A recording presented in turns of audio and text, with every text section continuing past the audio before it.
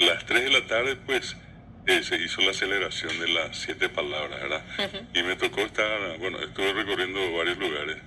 Ya el jueves de noche estuve acá en Villa Lisa, el sábado a la mañana fui a Tigre, yo pasé por Pirayú y ayer a las 3 de la tarde El viernes. ayer viernes, sí. Empecé el jueves de noche, ¿verdad? Y Ujú. ayer esto fue a las 3 de la tarde en Yaguarón. Qué Y lindo. allí están los famosos estacioneros, ¿verdad? Este es un grupo que se llama San Buenaventura.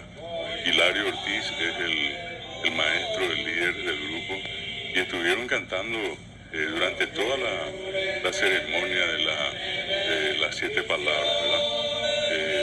Pues, Esta es una parte de todo ese proceso que estamos hablando, de cómo hoy volvieron a la vida.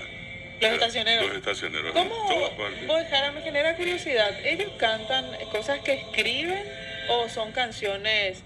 Qué interesante. Hilario Ortiz, yo repito que es el maestro de este grupo, él me decía que él escuchaba estas canciones de su padre, que nunca jamás tuvo ningún escrito. Él de memoria conocía todas las canciones, pero sí Hilario comenzó a escribir. Y ya en este momento, en ausencia del padre, ellos cantan ya lo que él rescató. Pero son músicas muy sentidas, Claro. ¿verdad? De lamentaciones, digamos, Sí, Bojara. de hecho se llama Urajei Así, ¿verdad? El canto lastimero, porque lo que ellos hacen es cantar o sea, lo que es fue la pasión de Cristo y su muerte. Entonces, por cada estación hay una plegaria y hay un canto, ¿verdad? Y lo hacen de una manera muy sentida. Pero ahí lo que quiero saber es, viste que por ejemplo estamos en una celebración religiosa y cada uno hace su pedido. Sí. ¿Estas lamentaciones salen de manera espontánea o ya fueron practicadas, determinadas, escritas? Increíble. Acá hay grupos que tienen más de 100 años. Ok. Y con 100 años esas canciones no han cambiado.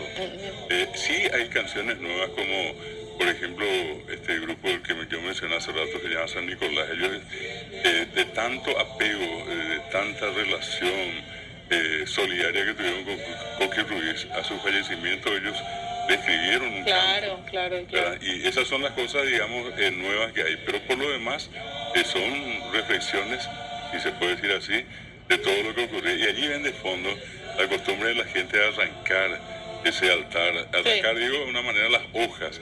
Hay hojas de mirto, hay hojas, hay veces del pindó, del tacuané, o sea, la caña de azúcar, de todo un poco. Entonces la gente, una vez descendida la cruz, van y arrancan eso y llevan como una especie de, si puedo decir, de amuleto, ¿verdad?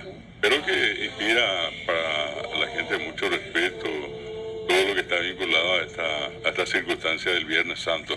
Así que esto quiere compartir muchísima gente ayer en Yaguarón, Hermoso lo que independientemente trajiste, Bojara. a las otras actividades que se estaban haciendo, pues estaba el Cerro Yeyupí, un montón de gente que en la mañana estaban subiendo. En Yaguarón, desde la iglesia hasta la cima del cerro, donde está aquel oratorio, hay 14 estaciones, ¿verdad?